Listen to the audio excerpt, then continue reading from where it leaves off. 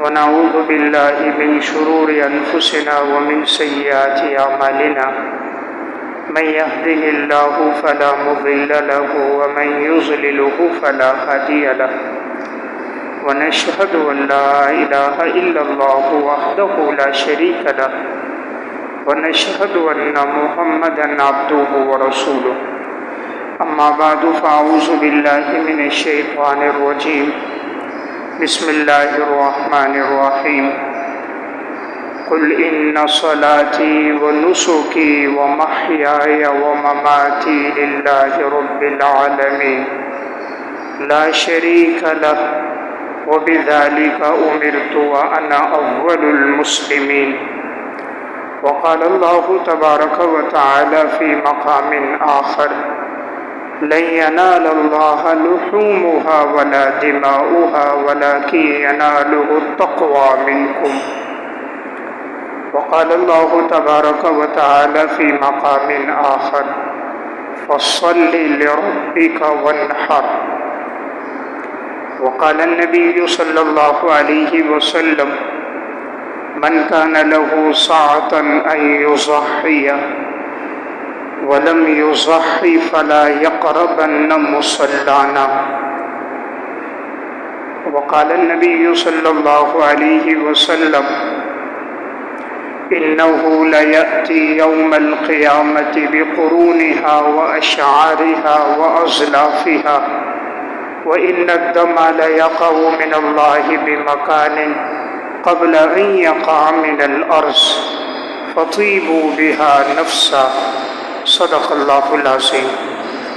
میرے انتہائی واجب الاحترام قابل صد احترام بھائیوں، دوستوں اور بزرگوں، ذی الحجہ کا بابرکت اور باسعادت مہینہ چل رہا ہے، اور آج ذی الحجہ کی 5 تاریخ ہے۔ یہ ذی الحجہ کا مہینہ اسلامی مہینوں میں سب سے آخری مہینہ ہے۔ اس کے بعد محرم الحرام کا مہینہ ہے اور اس سے اسلامی سال کا آغاز ہوتا ہے۔ اس ماہ مبارک میں 2 اہم عبادات ادا کی جاتی ہیں۔ نمبر 1 حج کی عبادت اور نمبر 2 قربانی کی عبادت۔ تو آج چونکہ 5 تاریخ ہے اسلامی، تو آج سے 4 دن کے بعد یعنی جو بدھ کا دن آئے گا وہ 10 ذی الحجہ عید الاضحیٰ کا دن ہوگا۔ قربانی ایک بڑا ہی بابرکت اور باسعادت عمل ہے، اور یہ وہ عمل ہے جو پہلی شریعتوں میں بھی چلا آیا ہے۔ حضرت آدم علیہ السلام کے 2 بیٹے تھے، ایک کا نام قابیل، ایک کا نام حابیل تھا۔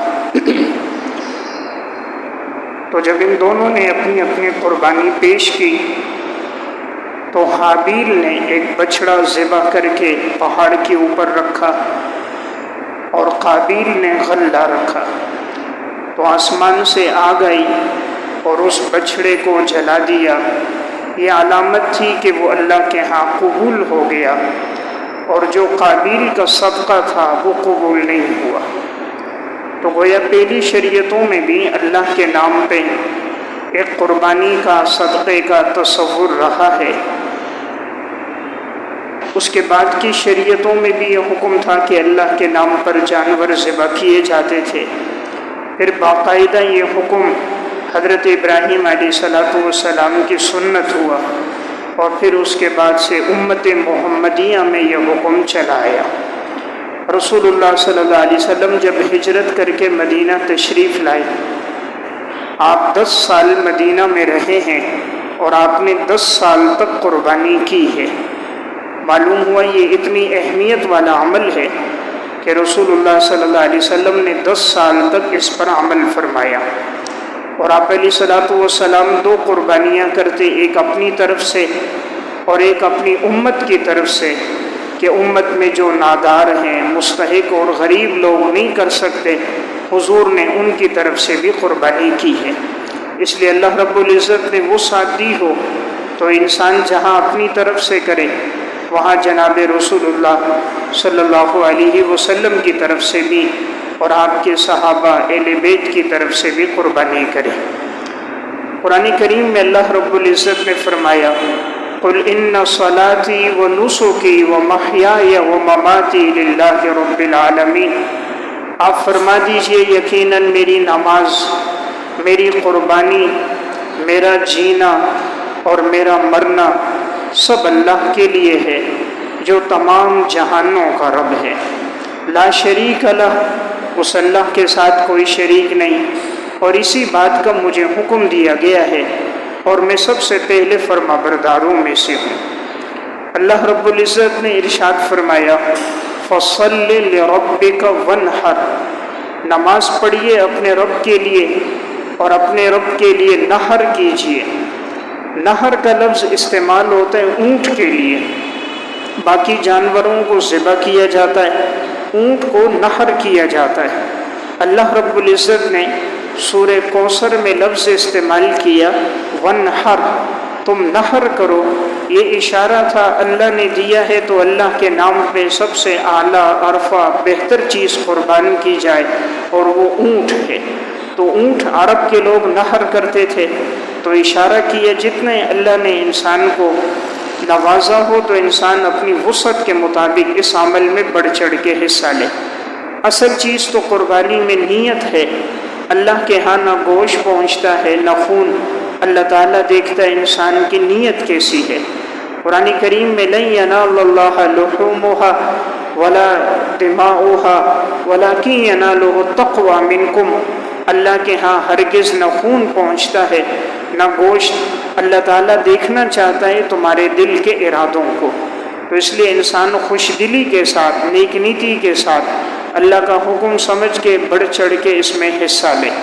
قربانی کی بڑی فضیلت آئی ہے، نبی اکرم صلی اللہ علیہ وسلم نے ارشاد فرمایا، ام المومنین حضرت عائشہ رضی اللہ تعالیٰ عنہ سے روایت ہے، سنن ترمذی کی حدیث ہے، نہیں ہے کوئی عمل جو ابن آدم عمل کرتا ہے یوم نحر میں اللہ کے ہاں سب سے زیادہ پسندیدہ، خون بہانے سے زیادہ، یعنی سب سے زیادہ پسندیدہ عمل یوم نحر 10 ذی الحجہ کو اللہ کے ہاں خون بہانا ہے۔ آپ علیہ الصلوۃ والسلام نے فرمایا انہ لیأتی یوم القیامۃ بقرونها واشعارها واضلافها، یقیناً یہ جانور قیامت کے دن اللہ کے سامنے آئے گا اپنے کھروں کے ساتھ، اپنے سینگوں کے ساتھ اللہ کے سامنے یہ پیش ہوگا۔ تو لہٰذا جب تم قربانی کرو، آپ نے فرمایا خوش دلی کے ساتھ کرو۔ وَإِنَّ الدَّمَ لَيَقَعُ مِنَ اللَّهِ بِمَكَانٍ قَبْلَ أَن يَقَعَ مِنَ الْأَرْضِ، جب جانور کے خون کا قطرہ زمین پہ گرتا ہے تو زمین پہ پہنچنے سے پہلے وہ اللہ کے ہاں قبولیت کا مقام پا لیتا ہے۔ فَطِيبُوا بِهَا نَفْسًا، لہٰذا خوش دلی کے ساتھ، محبت کے ساتھ اس عمل کو کرو۔ تو وہ یہ بڑی فضیلت والا عمل ہے کہ جو بھی قربانی کرتا ہے، حدیث میں آپ نے فرمایا کہ قیامت کے دن یہی جانور اللہ کے ہاں پیش ہوگا اپنی اسی حالت کے ساتھ، اپنے کھروں کے ساتھ، سنگوں کے ساتھ۔ اس لیے جتنا بہتر اور اعلیٰ عرفہ چیز ہو انسان اللہ کے نام پہ خرچ کرے۔ رسول اللہ صلی اللہ علیہ وسلم نے وعید بیان فرمائی کہ اگر ایک آدمی گنجائش پائے پھر بھی قربانی نہ کرے، آپ نے فرمایا وہ ہماری عیدگاہ کے قریب بھی نہ آئے۔ من کان لہ سعۃ ولم یضحی فلا یقربن مصلانا، جو اپنی وسعت اور گنجائش پاتا ہے پھر بھی وہ قربانی نہیں کرتا، وہ ہماری عیدگاہ کے قریب نہ آئے۔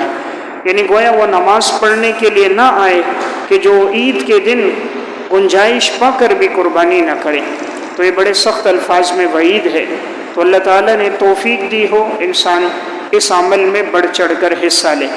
خود رسول اللہ صلی اللہ علیہ وسلم نے جہاں 2 قربانیاں کی اپنی طرف سے، امت کی طرف سے، اور 10 ذی الحجہ کو آپ نے 100 اونٹ نحر کیے، 63 اونٹ رسول اللہ صلی اللہ علیہ وسلم نے اپنے ہاتھوں سے، اور باقی 37 کو حضرت علی رضی اللہ تعالیٰ عنہ نے اپنے ہاتھوں سے نحر کیا۔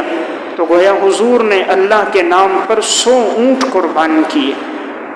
یہ اشارہ تھا اللہ نے نوازا ہو تو انسان اس عمل میں بڑھ چڑھ کر حصہ لے۔ تو بہرحال احادیث میں اس کی بڑی تاکید آئی ہے اور بڑی فضیلت بیان ہوئی ہے۔ اب یہ قربانی کس پر لازم ہے؟ قربانی لازم ہوگی نمبر 1 سب سے پہلے مسلمان ہو، غیر مسلم پہ قربانی نہیں ہے۔ نمبر 2 صاحب نصاب ہو، جو غیر صاحب نصاب ہے اس پر نہیں ہے۔ اور نمبر 3 وہ مقیم ہو، مسافر نہ ہو، اگر ایک آدمی سفر میں ہے تو اس پر قربانی نہیں ہے۔ اور نمبر 4 عاقل ہو، مجنون اور دیوانے پر قربانی نہیں ہے۔ اب صاحب نصاب کون ہوتا ہے؟ تو مال کی 4 قسمیں ہیں۔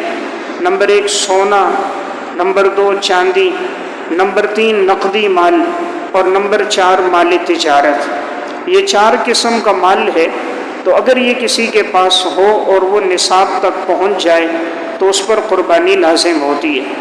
سونے کا جو نصاب ہے 7.5 تولے، چاندی کا نصاب 52.5 تولے، اور مالی تجارت جو اس کی قیمت کو پہنچ جائے، تو اگر کسی کے پاس یہ ایک ہو، اور اگر ایک نہیں ہے، مثلاً کسی کے پاس 1 تولہ سونا ہے اور چاندی ہے، کچھ نقدی مال ہے، تو اس صورت میں قیمت لگائی جائے گی۔ اگر یہ قیمت 52.5 تولے چاندی کے نصاب کو پہنچ جائے تو اس پر قربانی لازم ہوگی۔ آج کے دور میں، آج کی تاریخ میں 52.5 تولے چاندی کی جو مالیت ہے، یعنی 5 ذی الحجہ اور 1447 ہجری، تو 52.5 تولے چاندی کی مالیت 4,12,000 روپے، 4,12,000 روپے۔ اگر یہ رقم کسی کے پاس نقد موجود ہو اس پر بھی قربانی لازم ہے، اور اگر نقد نہیں ہے، اتنا مال تجارت ہے، اس پر بھی قربانی لازم ہے۔ عموماً عورتوں کے پاس نقد تو اتنا نہیں ہوتا، لیکن 1-2 تولہ سونا تقریباً ہر گھر میں ہوتا ہے، تو اگر کسی کے پاس آج کے دور میں 1 تولہ سونا بھی ہے اور اس کے ساتھ چاندی ہے یا نقدی پیسے ہیں، نقدی اگر 500,000 روپے بھی ہو تو سونے کی قیمت لگائی جائے گی۔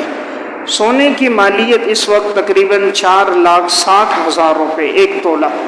تو اگر کسی کے پاس 1 تولہ سونا بھی ہے اور ساتھ نقدی پیسے موجود ہیں 1,000 2,000 5,000، تو 1 تولے کو اور نقدی پیسوں کو جب جمع کیا جائے تو یہ نصاب کو پہنچ جاتا ہے۔ نصاب 4,12,000 روپے ہے، اس لیے اگر کسی کے پاس اس سے زائد رقم یا سونا، چاندی یا نقدی مال ہے تو اس پر قربانی لازم ہے۔ تو عموماً ہر عورت پر جس کے پاس 2 تولے سونا ہے، نقدی مال ہے، تو اس پر قربانی بنتی ہے۔ تو بعض عورتیں اس میں سستی کرتی ہیں، اسی طرح شوہر بھی اس کی تلقین نہیں کرتے، تو اس سے گناہگار ہوں گے۔ قربانی کرنا واجب عمل ہے اور اس کی ادائیگی ضروری ہے۔ جہاں تک یہ بات کہ اس کے لیے رقم موجود نہیں ہے، تو انسان کو اس کے لیے کوشش کرنی چاہیے۔ اللہ کا حکم سال میں 1 دفعہ آتا ہے، تو ہم جیسے دیگر کاموں کے لیے پیسے جوڑتے اور جمع کرتے ہیں، بچے کی شادی کرنی ہے 20 ڈالتے ہیں، مکان خریدنا ہے قرض لیتے ہیں، جمع کرتے ہیں، گاڑی لینی ہے، موبائل لینا ہے، دنیا کے سارے کام کاج کے لیے ہم کہیں نہ کہیں سے پیسہ جمع کر کے اس کی ترتیب بنا دیتے ہیں۔ تو سال میں ایک موقع آتا ہے، 26,000 اس وقت اجتماعی حصہ ہے، بعض جگہ 30,000 روپے۔ تو اگر آدمی ہر مہینے بھی 2,500-3 ہزار روپے جمع کرتا رہے تو بآسانی یہ رقم جمع ہو سکتی ہے۔ پھر شریعت نے یہ بھی نہیں کہا قربانی کر کے سارا گوشت فقراء کو دو، اختیار دیا کہ اگر اپنے استعمال میں لاؤ تب بھی جائز ہے۔ بہتر یہ ہے کہ 3 حصے کر دیے جائیں، 1 حصہ فقراء کے لیے، 1 حصہ عزیز و اقارب کے لیے، اور 1 حصہ انسان اپنی ضرورت میں لے کر آئے۔ تو میں عرض کر رہا تھا قربانی کا تعلق نصاب سے، تو جس کے پاس نصاب ہے اس پر قربانی لازم ہے۔ اس کے لیے سال گزرنا شرط نہیں ہے۔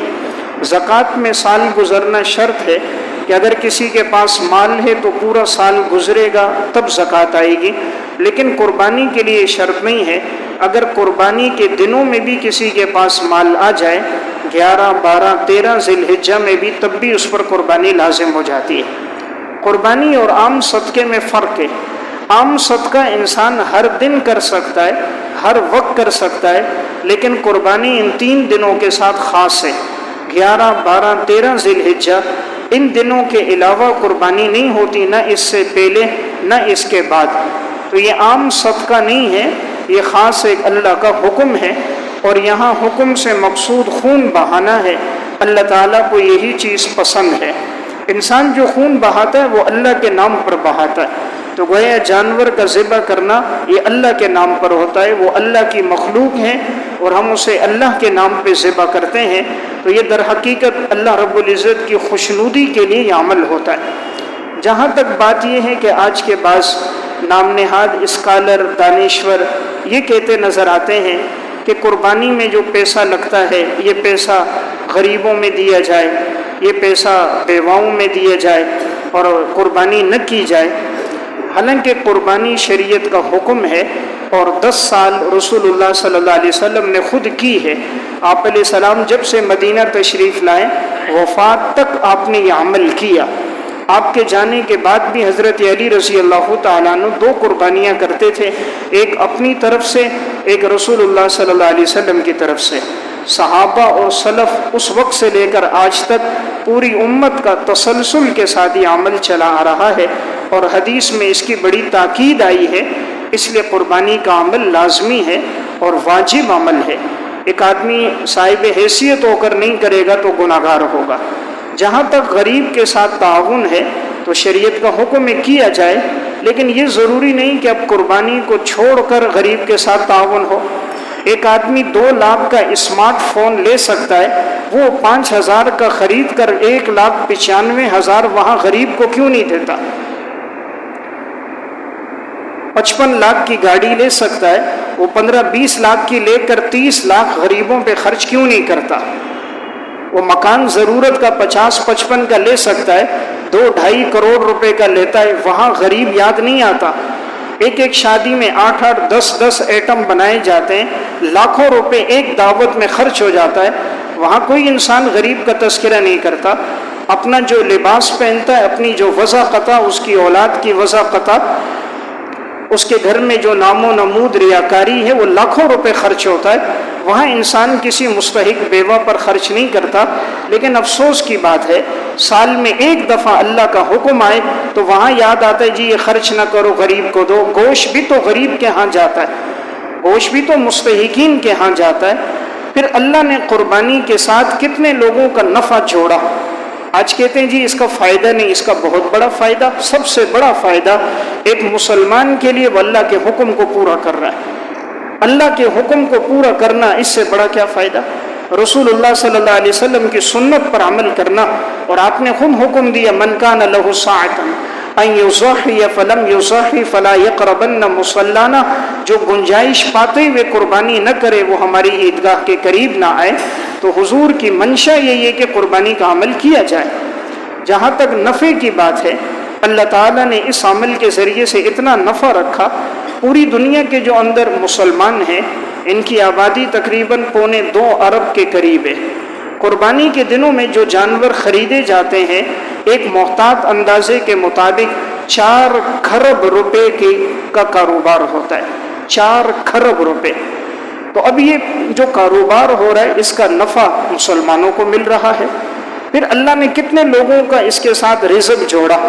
دیہات میں جو لوگ جانوروں کو پالتے ہیں اور پھر فروخت کرتے ہیں، وہ سال بھر جانوروں کی دیکھ بھال کرتے ہیں، عید کے موقع پہ فروخت کرتے ہیں، اللہ نے ان کا رزق بھی اس کے ساتھ جوڑا۔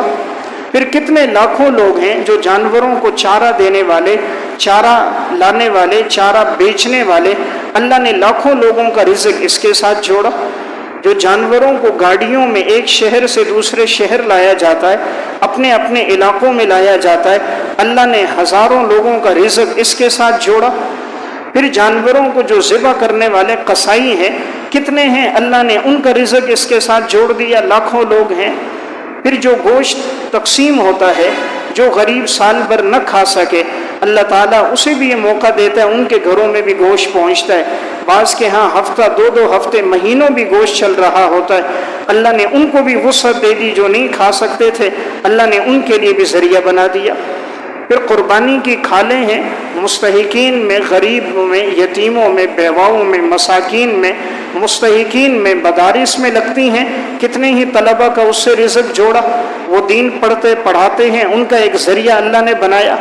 پھر یہ کھالیں فیکٹریوں میں جاتی ہیں. آج یہ ہمارے سامنے چمڑا فیکٹری ہے اور یہ پوری ایک منڈی ہے، اس کے اندر زیادہ تر کاروبار چمڑے کا ہی ہے، اور یہ سال بھر ان کا بھی رزق اسی کے ساتھ چل رہا ہے. پھر انہی چمڑوں سے کوٹ بنتے ہیں، لیدر بنتی ہے، ہزاروں لوگوں کا رزق اللہ نے ان کے ساتھ بھی جوڑا ہے.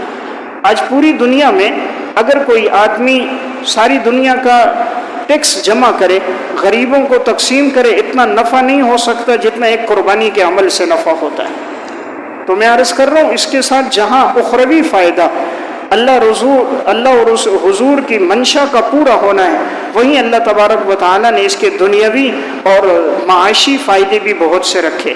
ہمیں تو معاشی فائدہ نہیں دیکھنا، ہم تو مسلمان ہیں، ہمیں اللہ رسول کا حکم دیکھنا ہے کہ شریعت کی تعلیمات ہیں تو اس پر انسان کو عمل کرنا چاہیے اور بڑھ چڑھ کے حصہ لینا چاہیے. قربانی کے عمل میں ایک بات ذہن میں رہے، بعض دفعہ بعض ساتھی یہ پوچھتے ہیں جی ہم نے 7 قربانیاں کر دی، اب ہم پر لازم نہیں ہے. قربانی کا تعلق 7 سے نہیں ہے، نصاب سے. تو جو بھی صاحب نصاب ہے، جب تک وہ زندہ ہے، 10 سال ہے، 15 سال ہے، 20 سال ہے، وہ ہر سال قربانی کرتا رہے گا. جیسے نماز فرض ہے، جب سے انسان بالغ ہوا جب تک انتقال نہیں ہوتا، موت نہیں آتی، نماز فرض ہے. اس کا تعلق سالوں کے ساتھ نہیں ہے، پوری زندگی کے ساتھ اور صاحب نصاب ہونے کے ساتھ ہے. اسی طرح بعض گھروں میں بیٹے صاحب حیثیت ہیں لیکن رہتے ایک ساتھ ہیں. مثلا 4 بیٹے 5 بیٹے ہیں، سب کا کاروبار ہے، سب کما رہے ہیں، سب کے پاس میں نے عرض کیا نصاب 4,12,000 روپے، یہ نصاب موجود ہے. اگرچہ رہتے ایک گھر میں، کھا رہے ہیں ایک ساتھ ہے، لیکن سب کے اکاؤنٹ میں اتنی رقم موجود ہے، یا نقدی اتنی رقم ہے، یا اثاثے اتنے موجود ہیں، تو ہر بیٹے پر قربانی لازم ہے. اب کہتے ہیں جی والد نے ہماری طرف سے قربانی کر دی تو ہم نہیں کرتے. جیسے والد کے نماز پڑھنے سے اولاد کی طرف سے نماز ادا نہیں ہوتی، والد کے روزہ رکھنے سے اولاد کی طرف سے روزہ ادا نہیں ہوتا، صرف والد کے قربانی کرنے سے اولاد کی طرف سے قربانی ادا نہیں ہوتی. ہر ایک پر لازم ہے جو صاحب نصاب ہے وہ خود کرے گا، والد اپنی طرف سے کرے گا اگر وہ صاحب نصاب ہے، اولاد کے پاس نصاب ہے تو اولاد بھی اپنی طرف سے قربانی کرنا ان پہ لازم ہے. باقی یہ بات کہ ہم رہتے اکٹھے ہیں، شریعت نے اس کا اعتبار نہیں کیا کہ اکٹھے رہو، اعتبار نصاب کا کیا. نصاب موجود ہے بھلے ایک ساتھ رہو، نصاب موجود نہیں ہے بھلے الگ رہو، دار و مدار نصاب پر ہے تو جو صاحب نصاب ہے اس پر قربانی بنتی ہے. اسی طرح عورتوں کے پاس میں نے عرض کیا سونا ہے، ان پر بھی قربانی لازم ہوتی ہے. انہیں بھی چاہیے سال بھر میں کچھ نہ کچھ جمع کرتے رہیں تاکہ اس موقع پہ قربانی میں وہ بھی اپنا حصہ ڈالیں. بعض دفعہ ایسا ہوتا ہے کہ انسان سعودیہ میں اپنی طرف سے قربانی کرا رہا ہے، یا سعودیہ میں کوئی کہتا ہے میری طرف سے ادھر قربانی کر لو، یا کبھی برطانیہ میں کوئی ہے، امریکہ میں ہے، یورپ میں ہے، کسی بھی اور دوسرے ملک میں اگر وہ کہیں کہ ہماری طرف سے ادھر قربانی کرو تو اس کے لیے ضروری ہے دونوں جگہ عید کا دن ہو. اگر ایک جگہ عید کا دن ہے دوسری جگہ نہیں ہے تو قربانی نہیں ہوگی، دونوں جگہ عید ہو. مثلا اب سعودی عرب میں ایک دن عید ہم سے پہلے ہے، تو اب اگر کوئی ساتھی یہاں سے فون کرتا ہے جی میرے لیے قربانی کر لو، سعودیہ میں کہتا ہے وہاں کرو، تو اب جس دن وہاں قربانی ہوگی عید کا پہلا دن، وہ سعودیہ میں تو عید ہے لیکن ہمارے وہ عید نہیں ہوگی، ہمارا وہ عرفہ کا دن ہوگا 9 ذی الحجہ، تو وہ ہمارے عید کا دن نہیں ہے تو قربانی ہماری طرف سے وہ کر رہا ہے تو قربانی ادا نہیں ہوگی. تو اگر اس نے قربانی کرنی ہے سعودیہ میں تو وہاں قربانی کرے جب اس کی عید کا مثلا پہلا دوسرا دن ہوگا، سعودیہ میں عید کا دوسرا اور تیسرا دن ہوگا، تو جب سعودیہ میں عید کا دوسرا دن ہوگا ہمارا پہلا دن ہوگا، تو اگر قربانی کرنی ہے تو اس دوسرے دن میں کی جائے یا تیسرے دن میں کی جائے. اسی طرح اگر کوئی سعودیہ والا کوئی ساتھی ہے یا کوئی اور ملک میں اور وہ کہتا ہے میری طرف سے یہاں قربانی کی جائے تو دونوں جگہ عید کا دن ہونا چاہیے. اب جیسے پاکستان میں عید کا جب تیسرا دن ہوگا تو سعودیہ میں وہ عید کا چوتھا دن ہوگا، تو اگر سعودیہ والے کی طرف سے کوئی ہمارے ملک میں تیسرے دن کرتا ہے تو پھر اس کی طرف سے قربانی نہیں ہوگی کیونکہ وہ اس کی عید کا چوتھا دن ہوگا، قربانی کے دن 3 دن ہیں. اس لیے جس جگہ قربانی کی جا رہی ہو دونوں جگہ عید کا دن ہونا چاہیے. قربانی کے عمل میں اصل چیز تو نیت ہے. یعنی نیت انسان کی صرف اللہ کی رضا ہو، باقی کوئی دکھلاوا ریاکاری نہ ہو۔ اس میں اچھی سے اچھی چیز خریدنا یہ شریعت کی تعلیمات ہے۔ لن تنالوا البر حتى تنفقوا مما تحبون، تم نیکی کو نہیں پا سکتے یہاں تک کہ تم پسندیدہ چیز اللہ کے راستے میں خرچ نہ کر لو۔ اس لیے جتنی محبوب اور پسندیدہ چیز ہو اللہ کے نام پہ انسان دیتا ہے، اس جانور سے محبت ہوتی ہے، چند دن پہلے لایا، کھلایا پلایا، ایک تعلق قائم ہو گیا، جب وہ ذبح کرتا ہے تو وہ زیادہ دل پہ اثر کرتا ہے، اللہ کے ہاں اس میں قبولیت زیادہ ہوتی ہے۔ شریعت کی اس موقع پر تعلیمات یہ ہیں کہ جانور میں کوئی عیب نہ ہو، کوئی خامی نہ ہو، اس لیے جانور خریدتے وقت دیکھ لیا جائے اس میں کوئی عیب نہ ہو۔ ہر جانور کی عمر شریعت نے مقرر کی ہے۔ اگر اونٹ ہے تو اس کے لیے عمر ہے 5 سال، اگر 5 سال سے ایک دن بھی کم ہے قربانی نہیں ہوگی۔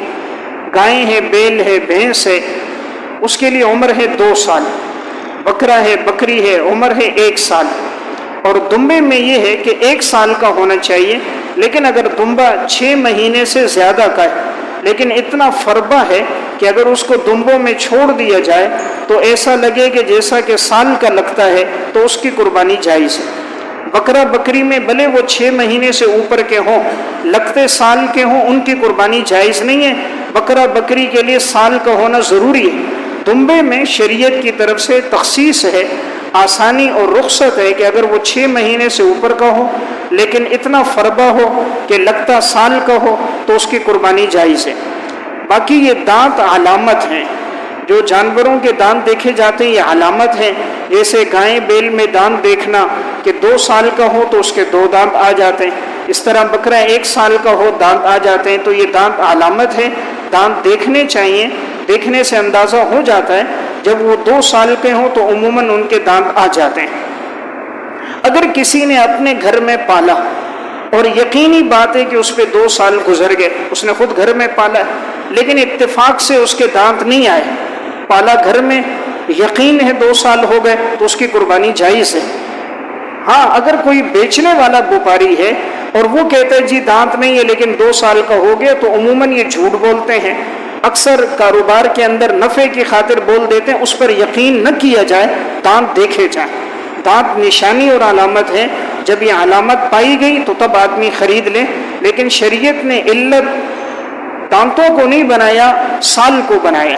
اس لیے اگر 2 سال کا عرصہ پورا ہو جائے، کسی نے گھر میں پالا ہو اور یقین ہے کہ 2 سال پورے ہو گئے اور اتفاق سے دانت نہیں آئے تو قربانی کر سکتا ہے۔ ویسے اگر خرید رہا ہے باہر سے تو دانت دیکھنے چاہیے، 2 سالوں میں دانت آ جاتے ہیں۔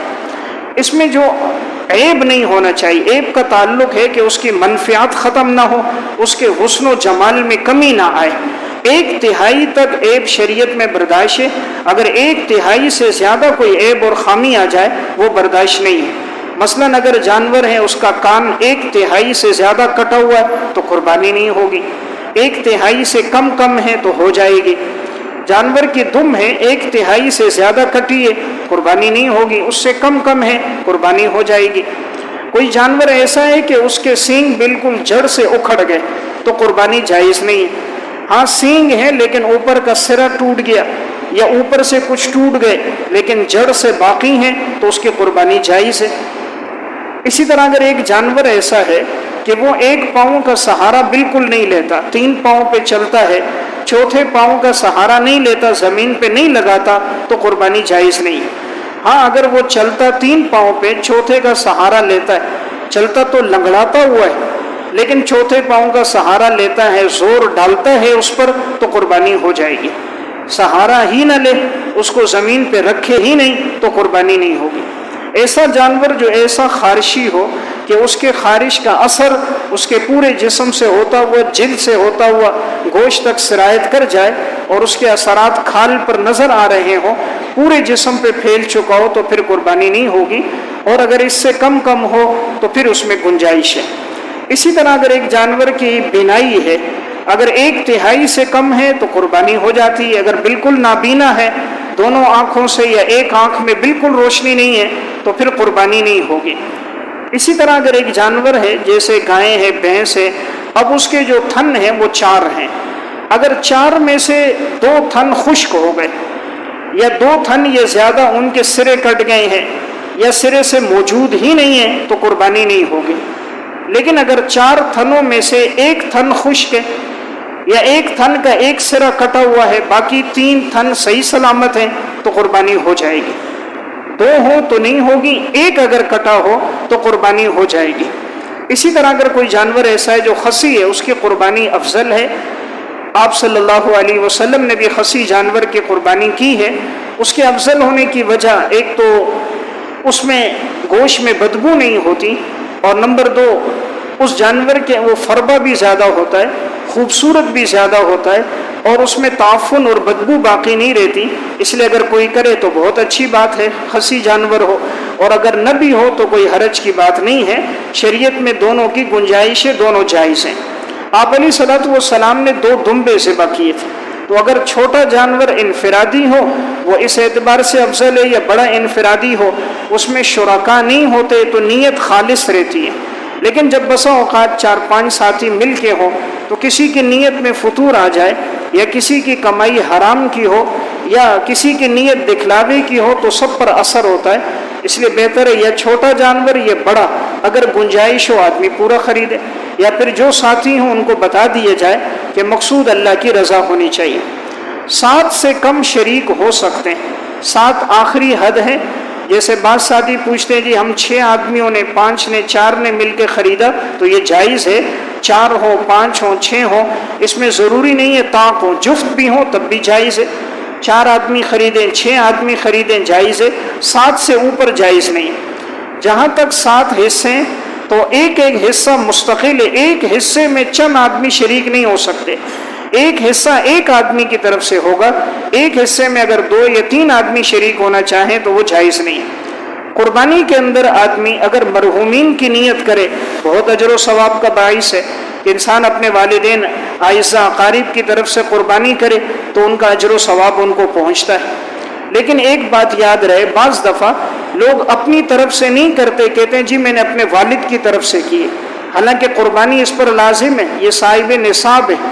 نصاب میں نے عرض کیا 4,12,000 روپے، یہ صاحب نصاب ہے، اپنی طرف سے نہیں کر رہا، اور کہتا ہے میں اپنے مرحوم والد کی طرف سے، مرحومہ والدہ کی طرف سے کرتا ہوں تو ان کو تو ثواب پہنچے گا، لیکن اس نے جو اپنی طرف سے نہیں کی یہ گناہ گار ہوگا، کیونکہ اس پر قربانی لازم تھی، تو پہلے اسے اپنی طرف سے ادا کرنا چاہیے۔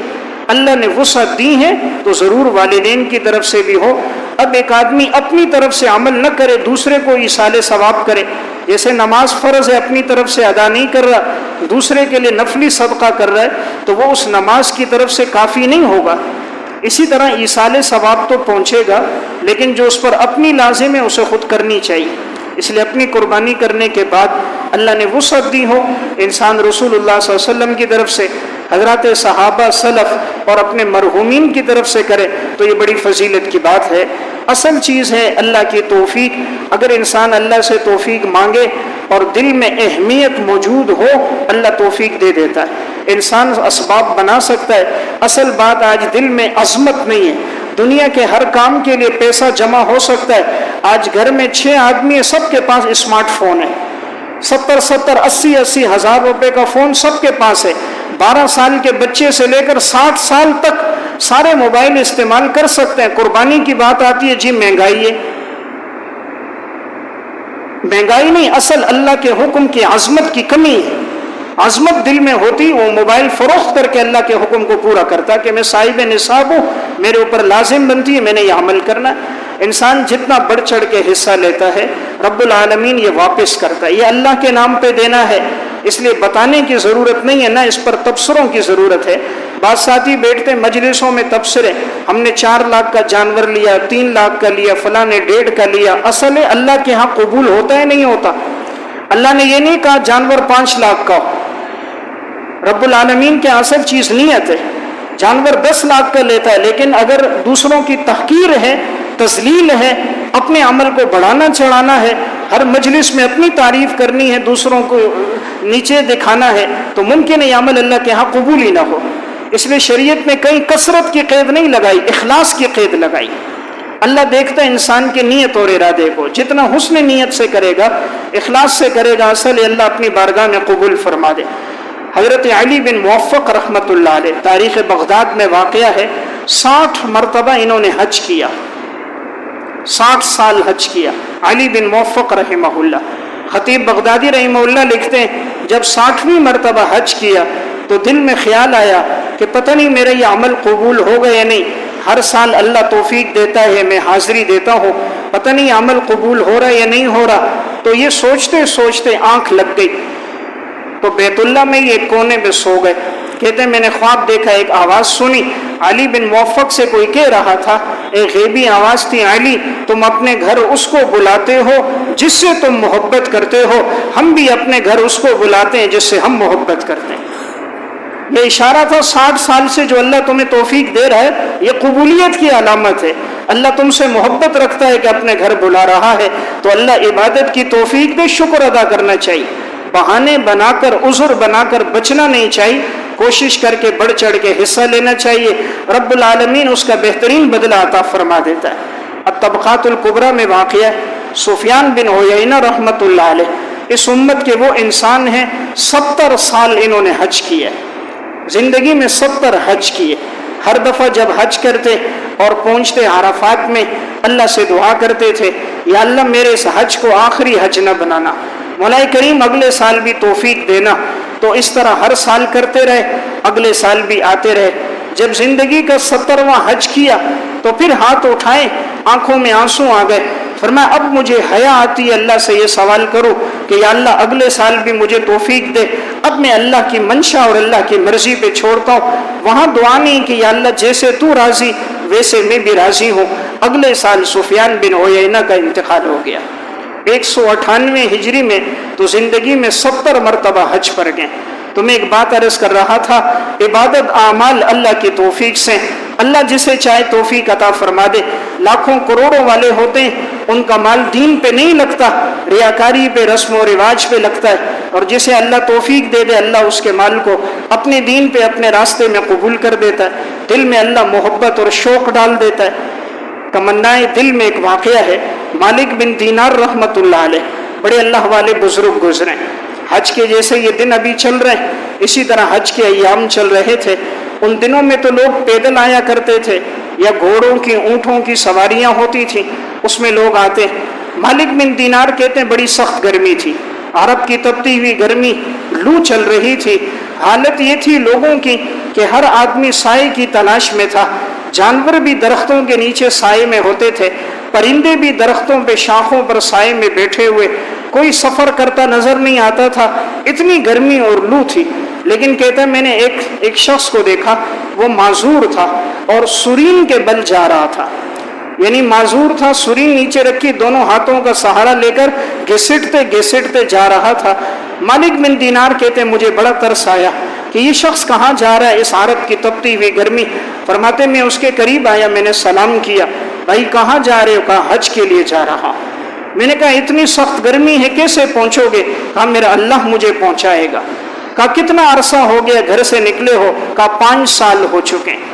کہا تمہارے اوپر تو حج لازم نہیں ہے، تم تو معذور ہو، پاؤں سے چل نہیں سکتے، تمہارے اوپر شریعت نے حج تو لازم نہیں کیا۔ فرمایا نہیں، میرے دل میں کعبہ کی محبت ہے کہ میں اللہ کے گھر حاضری دوں، میں نے اللہ سے دعا کی ہے کہ یا اللہ مجھے محروم نہ فرمانا، اور لوگ جاتے ہیں تیرے گھر کا دیدار کرتے ہیں، طواف کرتے ہیں، یا اللہ تو مجھے بھی توفیق عطا فرما۔ مالک بن دینار کہتے ہیں میں نے اس سے کہا میری سواری ہے، تم میری سواری پہ بیٹھ جاؤ، میں تمہیں لے چلتا ہوں، سواری دے دیتا ہوں۔ فرمایا مالک جب آدمی قصور کرتا ہے، گناہ کرتا ہے، وہ سواریوں کے بل نہیں آتا، ندامت کے ساتھ آتا ہے، تو میں بھی ندامت سے چلتا ہوا جاؤں گا، زندگی میں گناہ ہوئے اللہ مجھے معاف فرما دے۔